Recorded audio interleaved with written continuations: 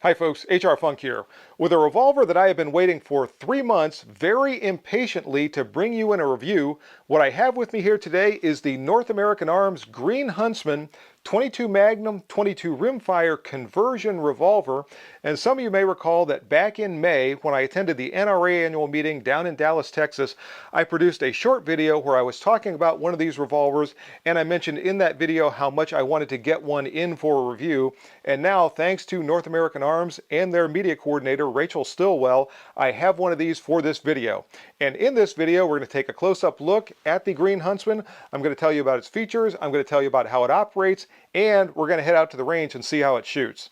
So here we go. And as usual, we'll start this up-close look at the Green Huntsman with the way you bring it home from the store, which is in the box. And for anyone who's not familiar with North American Arms, it's hard for me to imagine that someone is not familiar with them because they've been around since the mid-1970s. In fact, I think 2024 is their 50th anniversary in the manufacturing business. And North American Arms does a tremendous job with their presentation of their firearms. First off, you get the cardboard carton that you see here. And when we open it up, we find inside a very nice metal storage case that is lockable.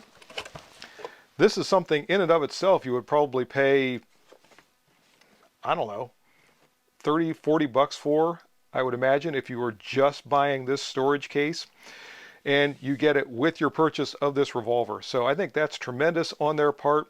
It's padded on the inside. As I said, it's lockable. And there are also several other things that come along with your North American Arms mini revolver. Now, some of these differ as far as the things that come with your revolver. These are the ones that specifically come with this version, which again is the Green Huntsman. And I'll bring this carton back over here for just a moment so I can show you that this is the North American Arms code NAA-TGH-CB. And you can look right here for their product code number, or their SKU, I probably should say. So this is the package that specifically comes with this revolver. You get the nice lockable storage case that I just showed you.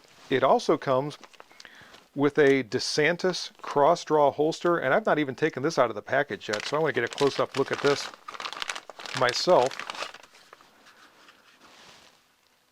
Kind of cool. It is a black leather holster, and it also has green stitching to match the color of the Huntsman. This is, as I said, a cross-draw holster, so that's very nice. The owner's manual comes along, and there's also a warranty card inside there. By the way, this revolver, like all North American Arms products, has a full lifetime warranty, so that's cool. There are keys to be able to lock the case. There is the revolver itself, and there is the extra cylinder.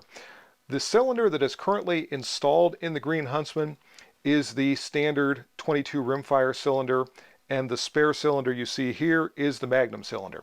So I'm going to set all these other things off to the side, and then we're going to concentrate on the revolver itself. And here is our first up-close look at the Green Huntsman.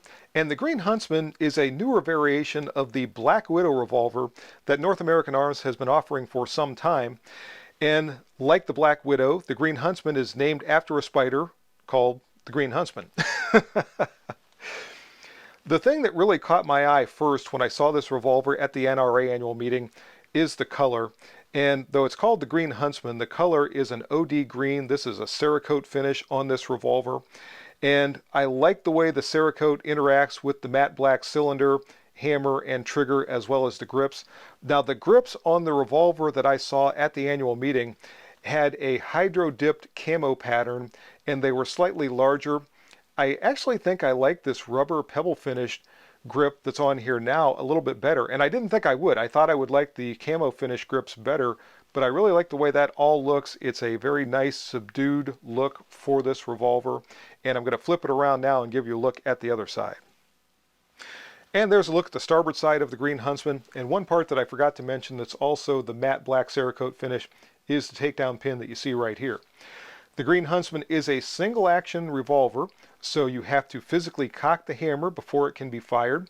So one of the things you'll notice distinctly missing is a trigger guard right here, but while you're carrying this with the hammer in a safety notch, and I'll talk about that in a little bit. This is a very safe revolver to carry, so any inadvertent pressure on the trigger is not going to cause the revolver to fire while you're carrying it. Turning our attention to the tail of the tape for the Green Huntsman, it has an overall length of 5.88 inches, a barrel length of 2 inches, a height of 3.69 inches, and a width of 1 inch.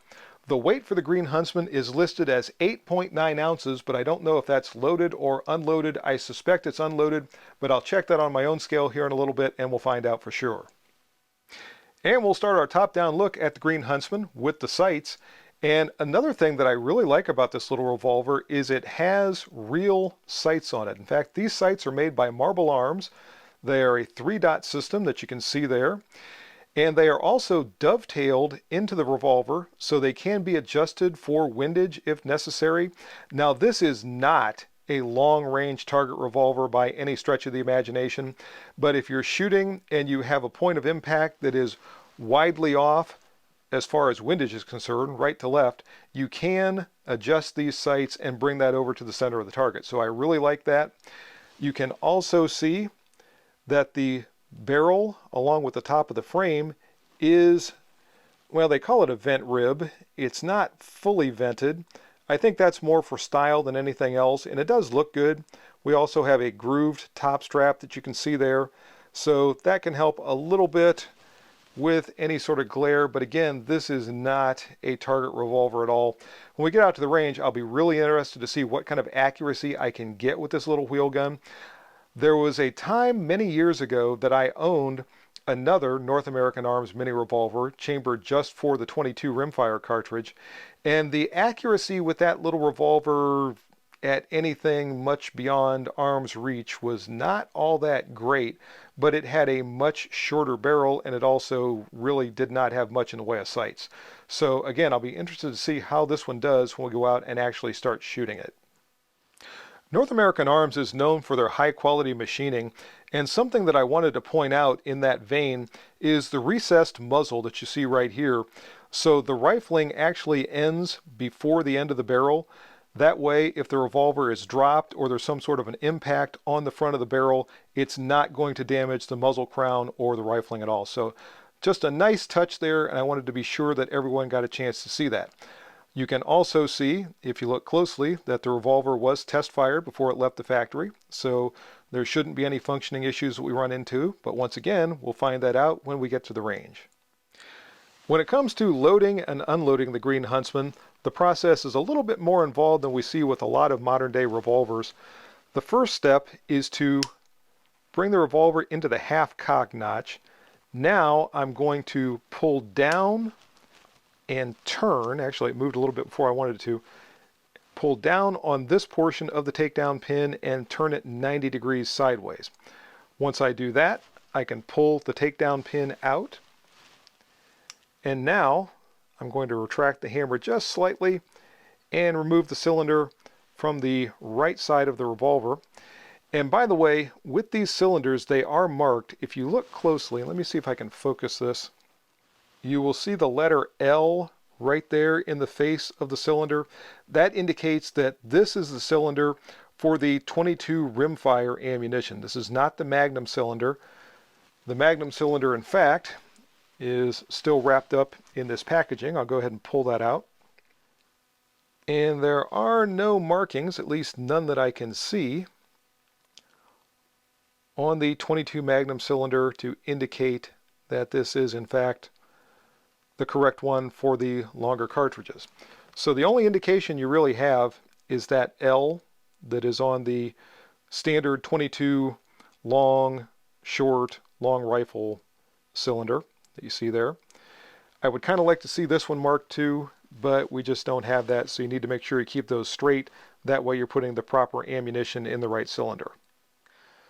Something to be aware of is that the takedown pin does double duty as your extractor. If you have any cartridge cases that are stuck in the chambers of the cylinder after firing and you need to push those out, you can use the takedown pin to do just that. After you have completed your loading, unloading, or cylinder switch for the revolver. In order to reassemble it, once again, I'm going to insert the cylinder from the right side and retract the hammer just slightly to more or less center up the cylinder inside of its window. Now on the bottom of the revolver there is a channel that you see right here.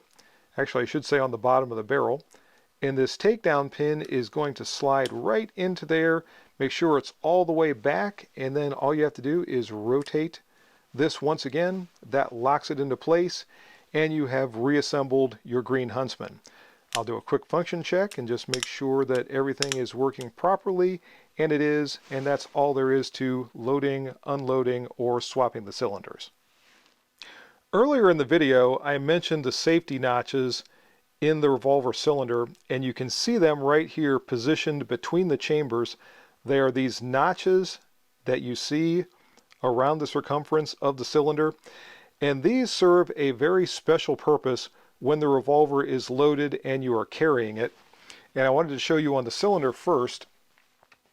So once you've loaded the Green Huntsman and you're preparing to carry it, you need to first make sure you get a good position and contact with your thumb on the hammer, and you'll notice the hammer is grooved to help with this, because you are going to retract the hammer. Now make sure your finger is not on the trigger as you do this. You're going to retract the hammer to the point that the cylinder will turn freely, and then position one of those safety notches directly under the hammer. At that point I'm going to squeeze the trigger and allow the hammer to move fully forward, just like that, into the safety notch. And if you look, you can tell that the hammer is directly between those two top cylinders. So it's not resting on the rim of a chambered cartridge, or would not be if the revolver was loaded. There's a diagram in the owner's manual that makes this a little easier to understand, but essentially I've got two chambers here, two here, and the fifth chamber is on the very bottom. So if the revolver were to be dropped and land on the hammer, or if the hammer was to otherwise receive a blow, it's not going to be contacting the rim of your chambered cartridge. Rather, it's just going to be pushing against the cylinder itself. So these are very safe to carry. That's a great safety feature that was built into these revolvers. It actually goes back to revolvers from the 1800s, and North American Arms wisely incorporated that feature into these revolvers that they're building in the modern era. I wanted to be sure to give you a close-up look at these grips that are installed on the Green Huntsman.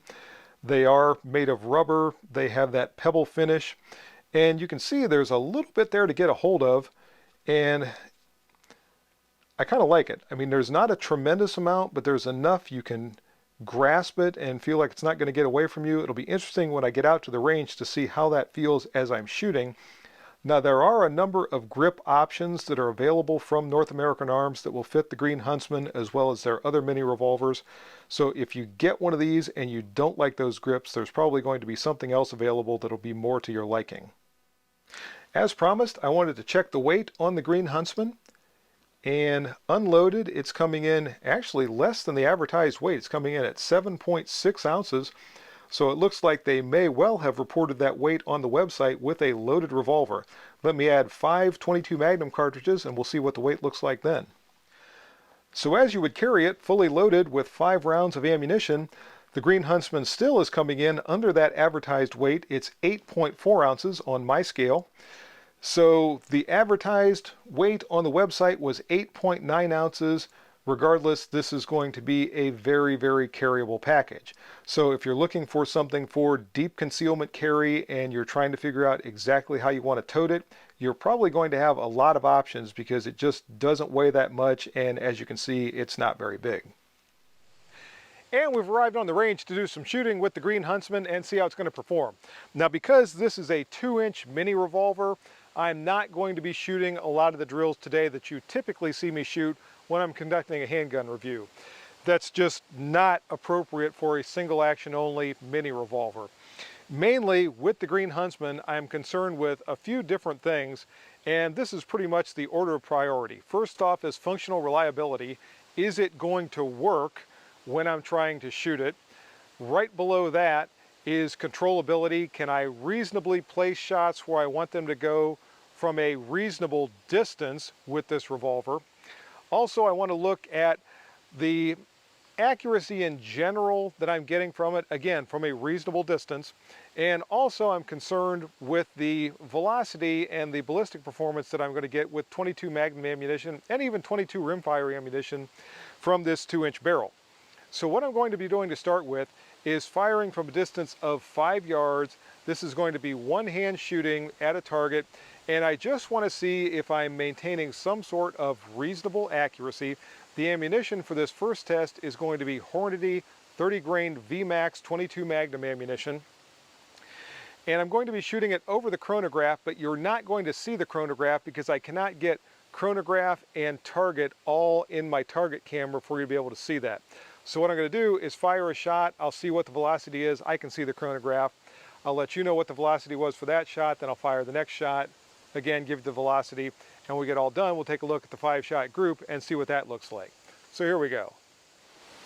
Oh, by the way, folks, a quick side note before I start shooting. I carried the Green Huntsman out here to the range in this DeSantis holster, and it really is like carrying nothing. I cannot even feel it. So this is an extremely carryable revolver.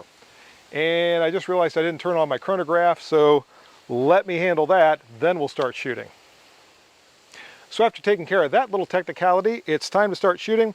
Once again, this is going to be Hornady 30 grain VMAX ammunition. Let's see how it does.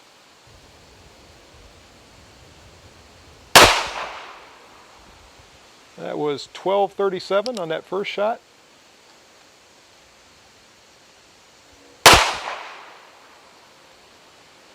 $11.91 on the second shot.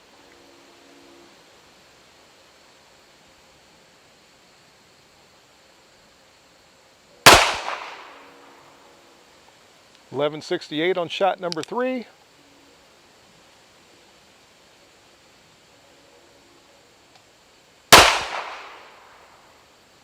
$11.74 on shot number 4, and last one.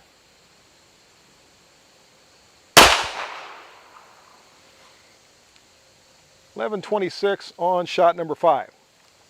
So I'll average that and flash that up on the screen so you can see what the average velocity was with this ammunition. I'm going to try this same test again with the 22 Rimfire ammo, and we'll see how it does. But first, let's take a look at this 5-shot group. From 5 yards, those 5 shots are in maybe 1.5 inches, maybe not quite. So not a bad group. I was pulling them a little bit to the left, and I think this was me. I caught myself after the first shot or two realizing that that front sight was favoring the left a little bit, so I think I was doing this.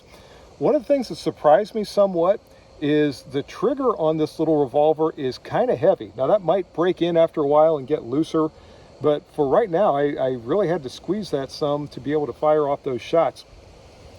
Now for a defensive revolver that you're going to be just basically pointing and squeezing and trying to cap off those shots, that might not be a real big concern. But if you're trying to fire a group, which I probably should not be doing with this revolver to begin with, it does make it a little bit more challenging. So anyway, let's try the 22 Rimfire ammo and see how it does. Folks, before I continue with the 22 Rimfire test, there's a couple of things I have to tell you about. First off, I did run into an issue when I was unloading the Green Huntsman, and that is one of the cartridge casings in one of the chambers would not come out. It was stuck in there. The other ones basically just fell out, or with just a slight touch from that takedown pin or cylinder pin, they were falling out. But there was one that I was pushing and pushing. I was kind of worried because I don't know how much pressure that cylinder pin can take without bending or doing some damage to it. But I couldn't get the thing out of there. So finally, I was able to use that. I have a small hammer that I keep with me in my pack that I bring to the range, and I was trying to gently tap that thing out of there so that I was not marring the takedown system or the cylinder pin or causing any other kind of damage. I don't think I did. I finally got the thing out of there. Actually, I got it back far enough that I was able to use the claw end of the hammer and hook onto the rim on that 22 cartridge and yank the thing out of there, but it was not interested in coming out. I don't know if that was a firearm issue or an ammunition issue, but it's something I'm going to keep an eye on as we go the rest of the way through this test. The other thing I wanted to tell you is rather than reposition my chronograph, my cameras, and everything else, I just taped over the holes that were in there from the 22 Magnum test, and I'm going to be shooting the same target for the 22 Rimfire test. By the way, I measured that 5-shot group with that Hornady VMAX ammo, and it was 1¼ inches center to center. So not a bad group, but a little bit of an issue changing in between 5-shot groups there. Let's see now how the 22 Rimfire does, and I'm going to have to start my target camera, so give me another second here while I do all that.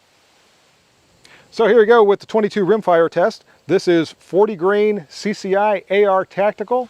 Let's see what its accuracy and velocity look like.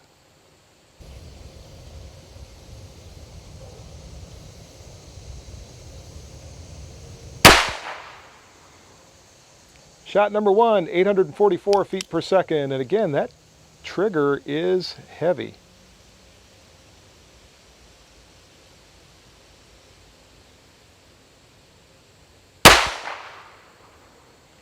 Shot number 2, 873 feet per second.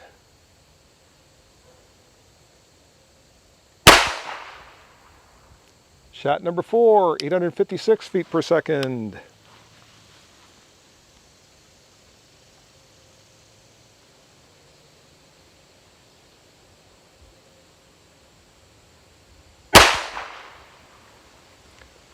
Shot number 4, 869, and shot number 5,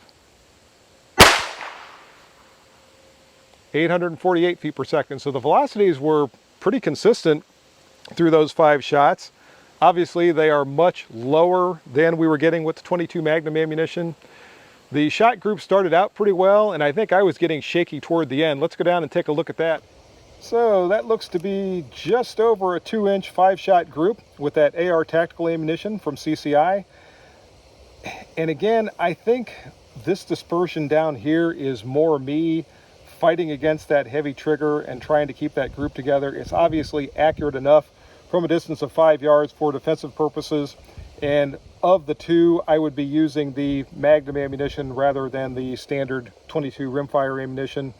But for practice, that's certainly going to be good enough. We did have a shift in point of impact. This is hitting higher than we were seeing with the Magnum ammunition, which was down in this area.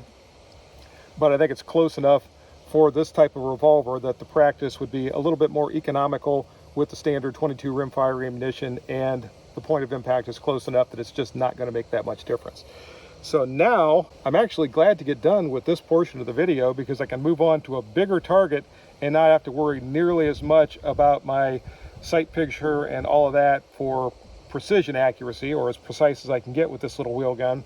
And we'll see how it does on the bigger full-size target where I'm shooting a little bit faster. So on we go. I'm going to stick with this distance of 5 yards for now, and I'm going to try just a couple of headshots from this distance to see how quickly or if I can even get those things in there. First one was darn good. Second one I pulled off to the left. So let's try 2 more.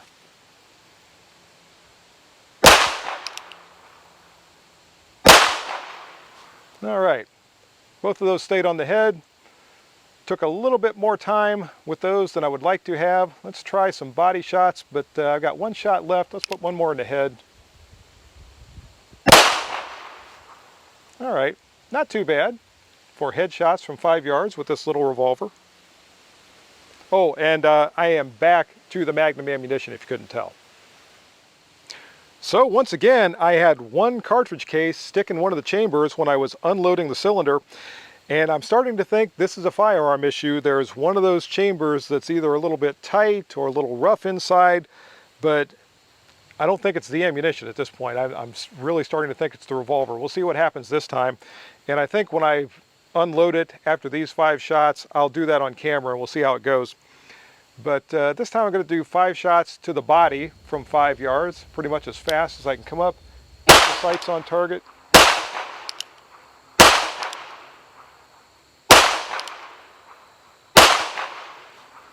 Okay, and I'm consistently pulling these to the left, so if I were to keep this, I would probably drift this rear sight a little bit to the right, because I don't think it's actually a mechanical problem with the revolver.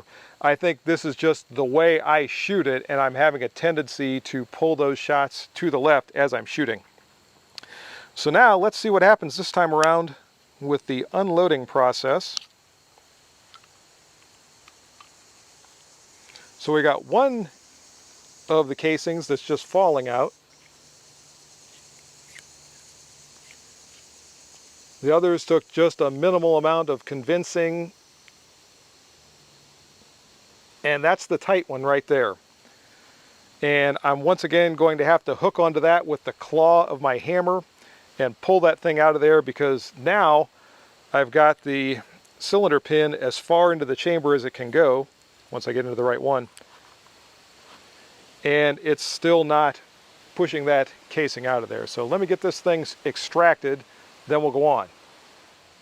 I've switched to a different type of ammunition. What I have in here now is Arms Core 40 grain jacketed hollow point 22 Magnum ammunition.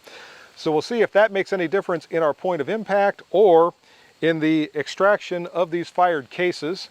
And again, I'm going to put 5 shots into the body from this distance of 5 yards, pretty much as fast as I can line up the sights.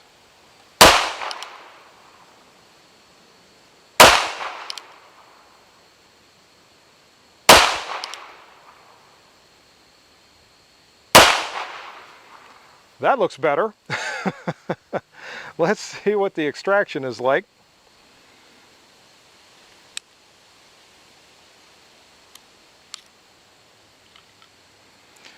Okay, so once again we've got one that falls out, a couple that require just a minimal push to get them out of there, and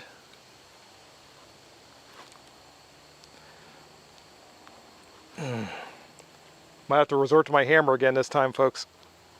I am so worried that I'm going to bend this cylinder pin. I might have it out enough at this point that I can pull it out with the hammer. So let me give that a try. I don't remember if I mentioned it before or not, but with the standard 22 Rimfire ammunition, I had no problem with those casings coming out at all. They basically just fell out of the cylinder. So let me get this thing out and we'll try something else. Before I work on extracting that cartridge case, I did want to take a quick look at this group. Now I did cheat a little bit on this. I held more or less in this area off to the right, and these shots are pretty well centered in there, but that's a nice group from that distance of 5 yards. And again, I was coming up, just cocking it, getting those sights. The 3-dot sights on the Green Huntsman are nice. I'm able to pick those up pretty quickly. So that is an aid to shooting. And from 5 yards with this type of a revolver, I'm not feeling too bad about that at all. I am feeling a little bad about that stuck casing, so let me get that thing out of there. So folks, I hate to admit this, but I cannot get that casing out of there. It's maybe a quarter to a third of the way out of the chamber, and I've been hooking onto it with the claw and the hammer and trying to pull it out, and I can't budge it. And I don't want to use the cylinder pin and really try to drive it with the hammer and drive the thing out of there. So I'm gonna have to wait till I get home and I can use an actual punch and get that thing extracted. So that is an issue. I am confident at this point that it's an issue with the revolver itself. I will be contacting North American Arms and letting them know what's going on and seeing if they have any suggestions or if they want to maybe get that cylinder back and take a look at it, and maybe there was just an issue when it was being manufactured. I don't know, but the good news is I've got another cylinder with the 22 Rimfire ammunition loaded into it. So let's see what it looks like from 5 yards. I'm going to do the same drill, 5 shots into the body from back here. I've taped up the target. By the way, the target is from Targets Online, my Target sponsors, and the Target pasters are from Targets Online. So go to Targets Online, check them out, see if they have anything that's going to meet your target needs. Let me get the Target camera fired up and we'll actually do some firing with the 22 Rimfire ammo. So here we go with the CCI 40 grain AR Tactical, 5 shots into the body.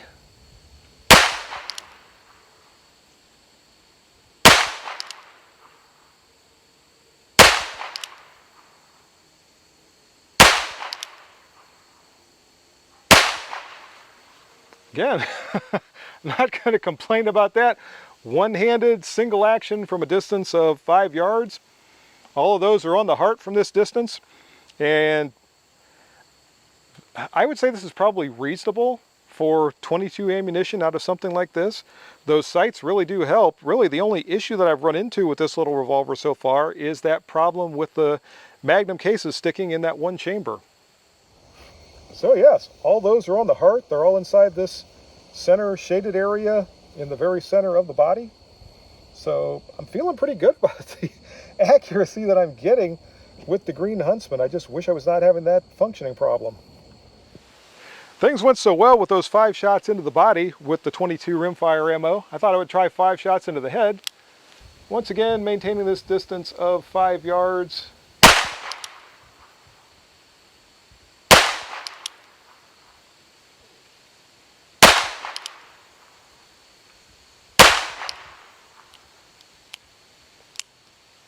Had a little bit of a cylinder bind there. I'm not sure what happened.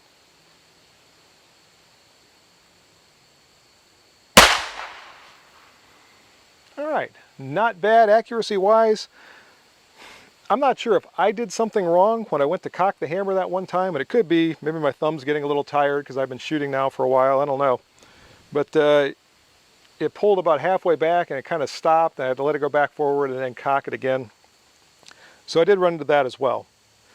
But accuracy is still looking pretty good. So moment of truth, folks, is the North American Arms Green Huntsman, at least with the 22 rimfire cylinder, a tack driver? I've got 3 rounds loaded in the cylinder. I've got a tack in the target.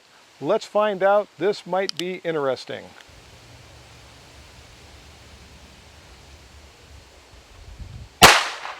Ooh, pulled that one way off to the right.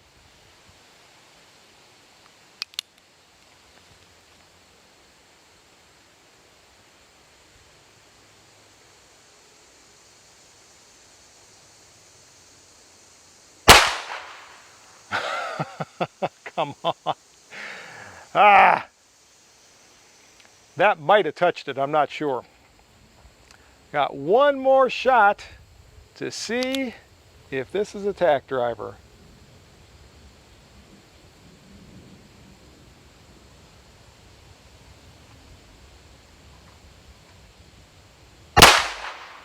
No!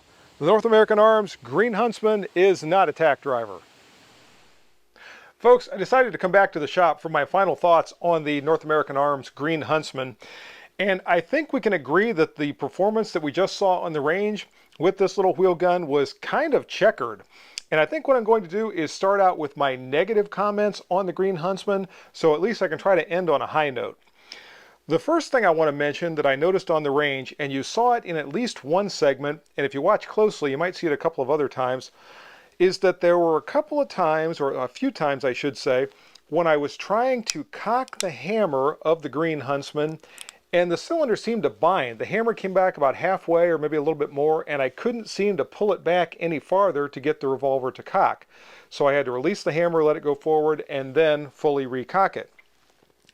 Now maybe this was something I was doing, I'm not sure. It didn't seem like I was doing anything different than I did any other time that I cocked the hammer, but that is a possibility. However, I've noticed something on the cylinder, both the standard 22 long rifle cylinder that's still in the revolver as well as the Magnum cylinder, that suggests to me there might be a burr maybe on the cylinder stop or somewhere else inside the Green Huntsman that is causing that issue periodically with the cylinder binding. So let's take a close-up look at these two cylinders. So what I've noticed on both cylinders is a scrape right here. Now, with a lot of revolvers, you will get a turn line eventually that goes all the way around the circumference from the stop notches. But this is different because, first off, I didn't shoot this very much. Now, this is the 22 long rifle cylinder that you see here, which was cycled much more than the Magnum cylinder that I'll show you momentarily.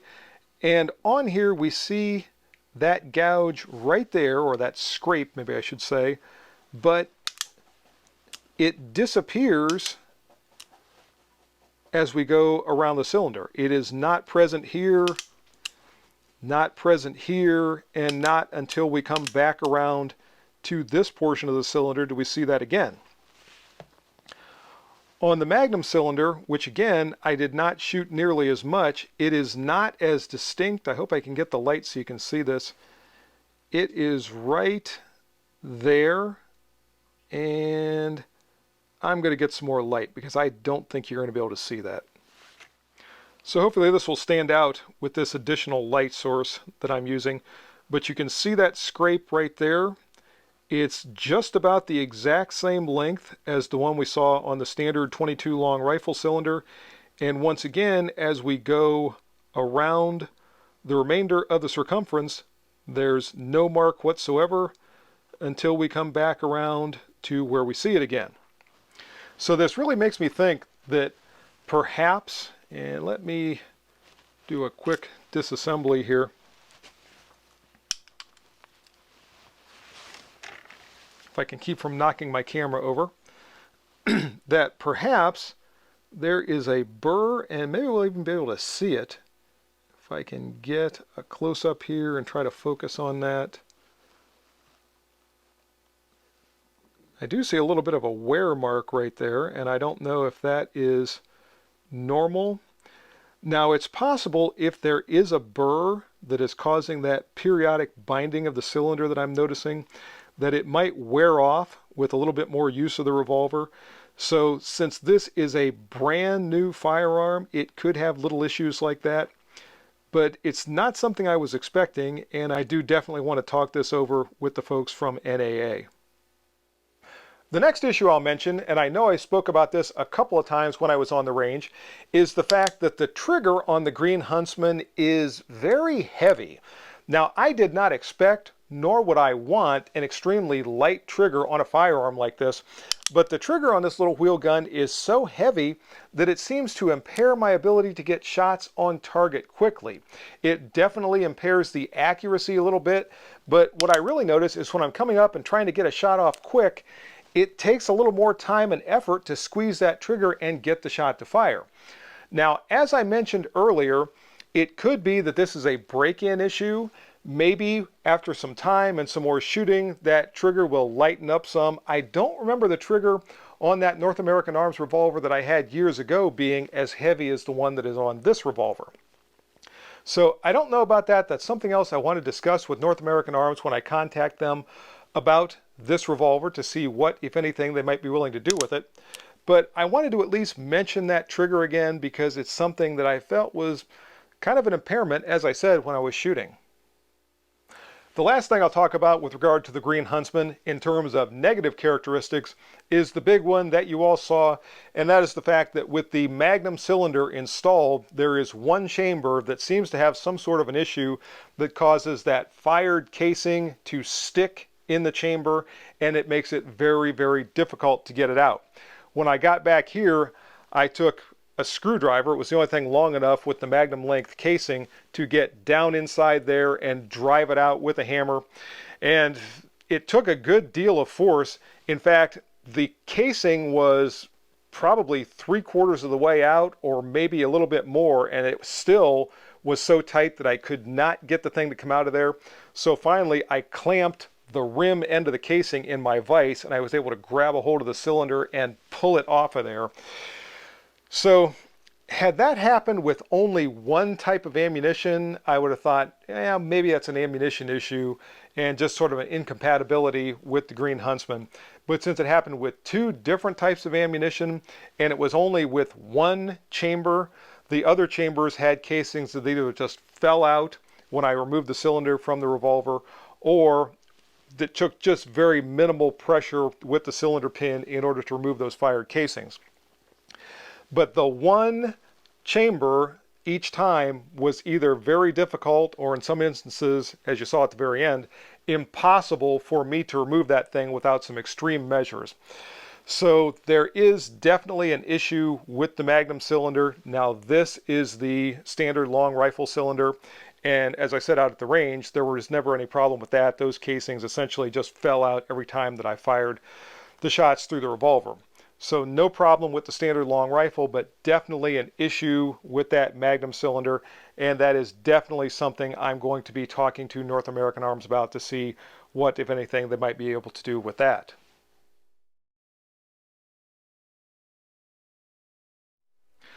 Folks, I don't know if you're going to be able to see this or not, But I started wondering about this Magnum cylinder, and I thought maybe there's some grit left in the chambers from when this was manufactured, or maybe some residue from when it was test fired that could be impairing that one chamber from releasing the fired case.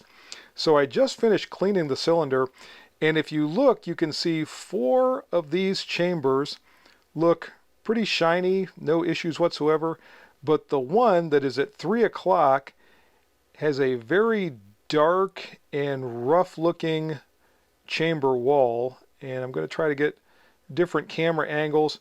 I'm going to try another experiment. I'm going to go outside and shoot 5 rounds through this cylinder now that I've cleaned it, and I want to see if in fact that one dark chamber that we see right there is the one that does not want to release the fired casing. So I will be back shortly and see what I can find out. I just test fired 5 rounds of that Hornady VMAX ammunition out behind my house. Fortunately, I live somewhere that I can do that, although I don't make a habit of it because I do have neighbors and I don't want anyone to complain. In any case, let's see what happens.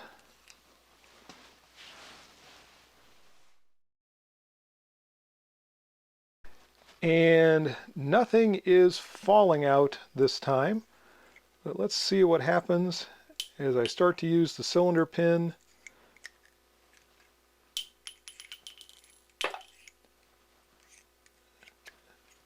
That one was a little bit tight, and this one is not going to come out of there. And I got it out that far, and I'm going to have to do something different to get it out the rest of the way. But as I look inside there, it appears that those are the 4 chambers that had a good polish on the chamber walls, and I'm confident that when I get this thing out of there, that's going to be the one that was much more rough when I was looking at it before. So hold on while I get some tools, and I'll see if I can extract that thing. This is exactly what I had to do to extract that stuck casing when I came home from the range. And again, I'm going to try to change the focus so you can see what I'm doing. I'm using my bench block and a Phillips screwdriver because it has to be long enough to be able to push this out, and none of my punches are long enough to be able to do that. So the good news is this one seems to be moving a little bit easier since I cleaned the chambers than the last time around. It took more effort than that, and we can even see, now that I'm looking at this casing, again, I'm going to try to focus that. See those scuff marks around the circumference of the case? And again, when we look through here, and focus is always an issue, there is that rough chamber. We can see it right there. If I put something white down below, it's going to stand out even that much more.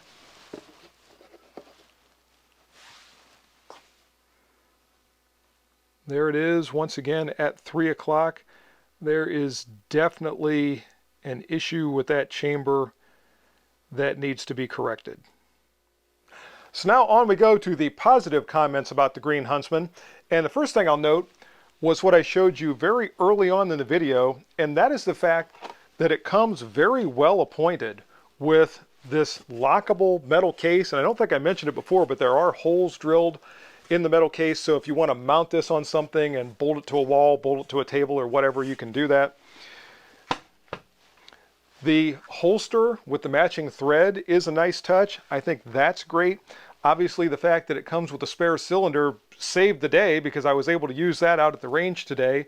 Had I had just the Magnum cylinder, when I finally got that one casing that stuck, I would have been stuck and I would not have been able to finish the video.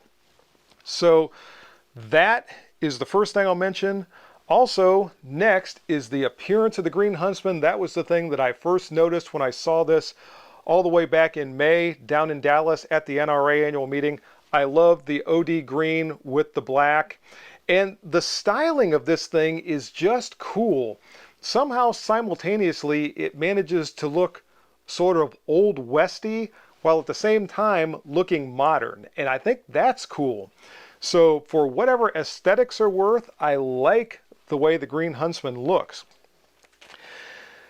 The accuracy that I was able to obtain with the Green Huntsman, I think was pretty good for a revolver like this. Now, tack driving shot notwithstanding, the other accuracy, once I got more and more acclimated to it, the groups got tighter and tighter and they moved more and more toward the center of the target. So I really was pretty pleased with the accuracy overall.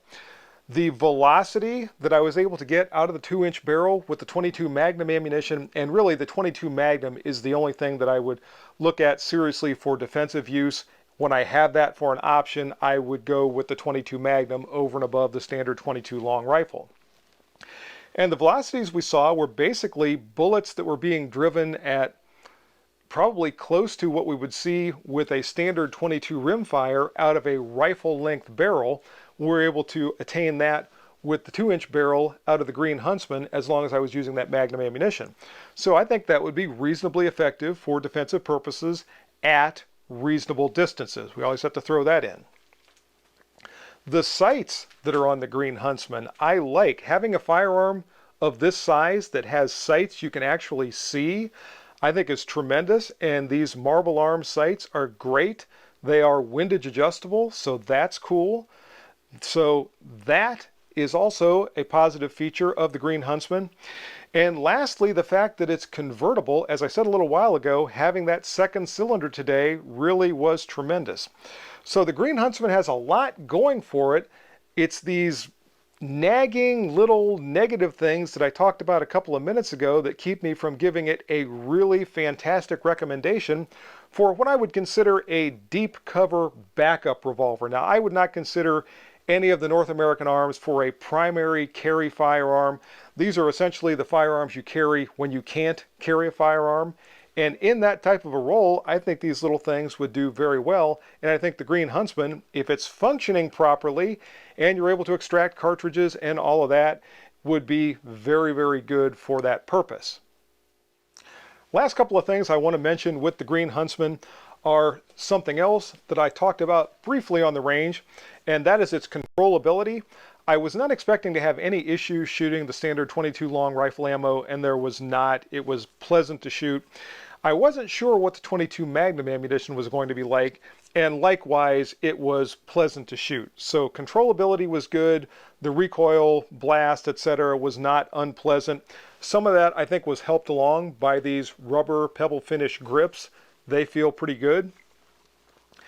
And finally, the carryability of the Green Huntsman is about as good as you're going to get with any firearm, except maybe some of the even smaller options from North American Arms. The weight and size of this makes it virtually unnoticeable while you're carrying it. So in any case, that's my review on the Green Huntsman for now. Now stay tuned when I contact North American Arms and discuss some of these issues. If they're willing to take the revolver back, do some work on it, or maybe send me a replacement cylinder or something like that, there will be an update on this video after that. But that's going to do it for now. And as usual, if you have any questions or comments on this video, make sure you forward those to me.